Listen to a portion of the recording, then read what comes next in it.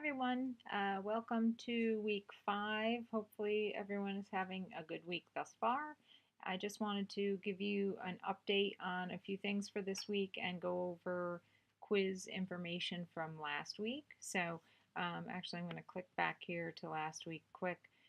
Last week, obviously, we talked a little bit about um, online marketing in our discussion. Talked a little bit about the kind of the difference between online surveys, telephone surveys, how online research has become very popular, and that is true. It's entirely true. I think probably some of the biggest takeaways from that discussion, the that the kind of the validity and reliability of those online surveys are sometimes suspect. And, I think of just the ability, I could go in right now and take an online survey for, say if maybe UPMC or AHN or anybody was having an online survey, I could go in and say that I was a 78-year-old male and take their survey and discuss all types of different services. So the validity and reliability of those types of surveys is somewhat suspect at times. Now, is a telephone survey any better? Not necessarily. You can typically tell somewhat the age of someone by talking to them on the phone. You could tell the difference between a young child versus an older person, and you can typically tell their gender.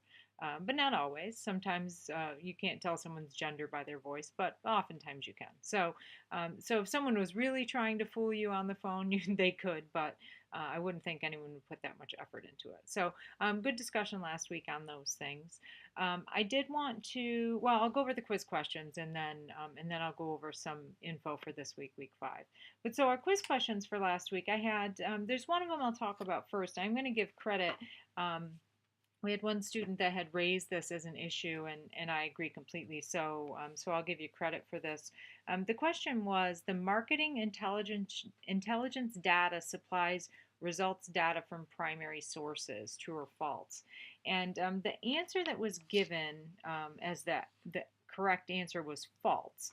So what the text tells us is that marketing intelligence data comes from both primary and secondary sources. Or secondary sources. So it could come from primary sources, could come from secondary sources. And this was kind of a trick question because what this question was trying to get you to answer was that it would have to be both. And that's not really the case. It could be or. It could be primary or secondary sources of data for marketing intelligence. So it really was an unfair question to require you to answer false because it is true. Data could come from primary sources. So I'll go back through and give you credit for that question because that intelligence data could be a primary source, could be a secondary source. So I'll go back through and give you credit for that answer. So the other three that I wanted to talk about, first one, to be successful, marketing strategy must be built primarily on segmentation. That's also true or false. That is, the answer is false. And it's really built actually on segmentation, targeting, and positioning. And the book actually talks about it being STP. So it's all about not just segmenting, so not just about breaking the market into segments, but how you target those segments and then position yourself within that market. So it's all those three different pieces: breaking your market down, targeting those pieces of the market, and then positioning yourself within that piece of the market. So they like I said, they refer to it as STP or segmentation, targeting, and positioning. All three of those are required to be successful for marketing strategy. So it's not just primarily segmentation. You're looking to get all three involved. Next one, marketing manager's role is to ensure the organization has a strong marketing presence in the community, and this was true or false as well. The answer to this is false, and the marketing manager's role. Obviously, they're interested in our marketing presence, but they really have many roles, and they're really looking to kind of be that conduit. Marketing folks are not necessarily just tasked with advertising.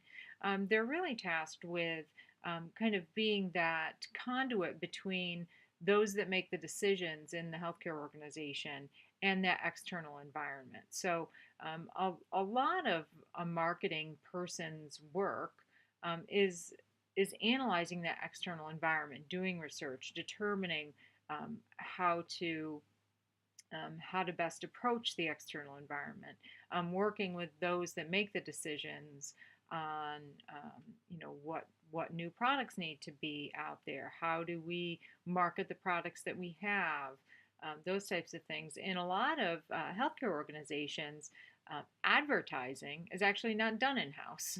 They may do maybe a very large organization, it may be done in house, but smaller organizations, they may do small marketing operations internal, but advertising's done by an ad agency. So it's all you know.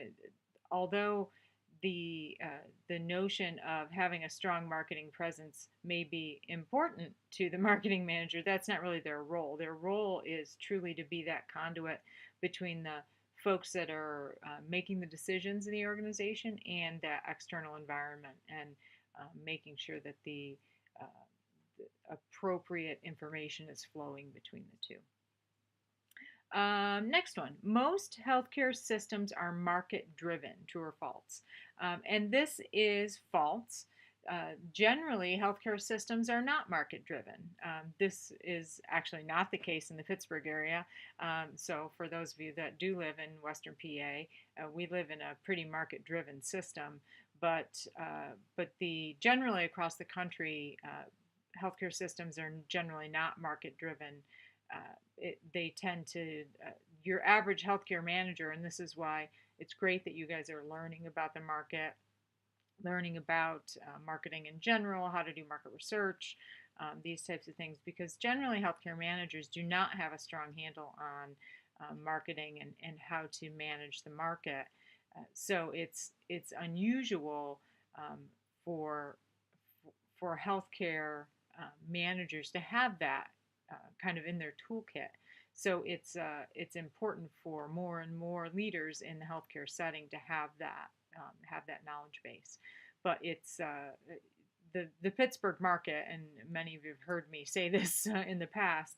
The highly competitive nature of the Pittsburgh marketplace is unusual. Kind of the UPMC versus AHN rivalry has created a very competitive and market-driven healthcare system in the area, and that is unusual across the country. You don't see quite that highly market-driven system across the country. So what exists in PA or in Western PA is not really the norm, and can kind of skew our view of things. Although it's very market driven in Western PA, that is not necessarily the case across the country. Okay, so I do want to talk a little bit about week 5 because I've had a couple of questions about the draft of the final paper. So I'm in here in our week 5 classroom, and when I scroll down, I've added a couple of links to the week 5 rough draft section, and I've actually added a student paper. A previous student gave me permission to add her paper. So the strategic marketing plan that you're going to be writing for, you're going to do a draft this week. And it's a rough draft, doesn't have to be, put some effort into it, but it doesn't have to be a final paper. That's your final paper is going to be due in week 7.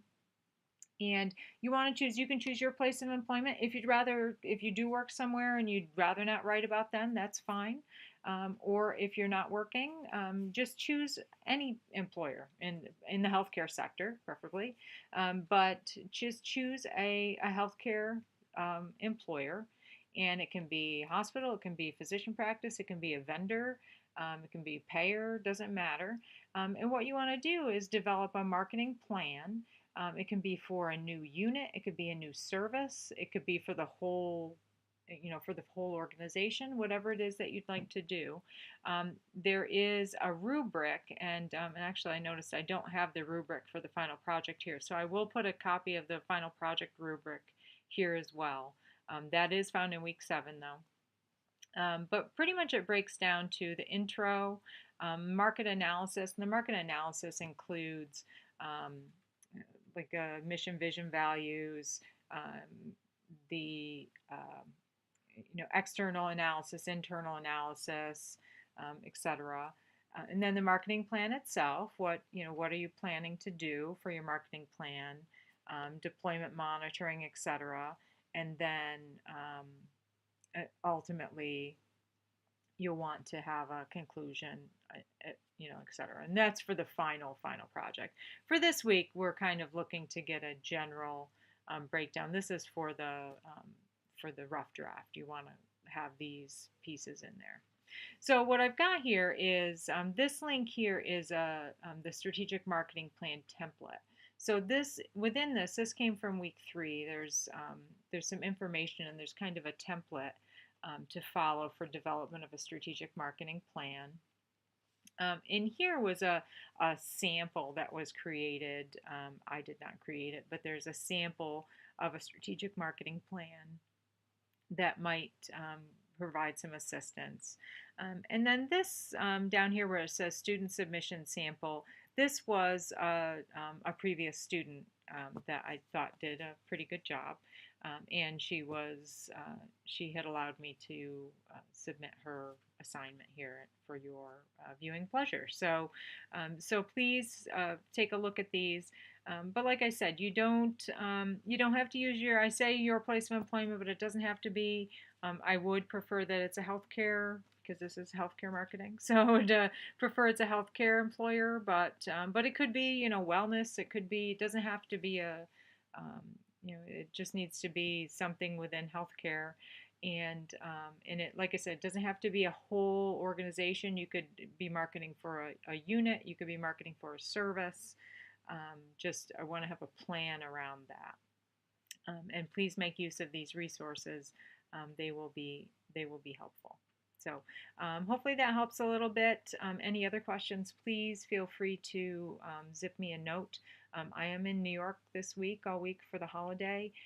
My son is home from college, so I'm going to be here, but I am working and available to you. So probably hit me with email. It's the easiest way, and I'll definitely get back to you as soon as possible. So look forward to seeing everyone in the discussion boards this week.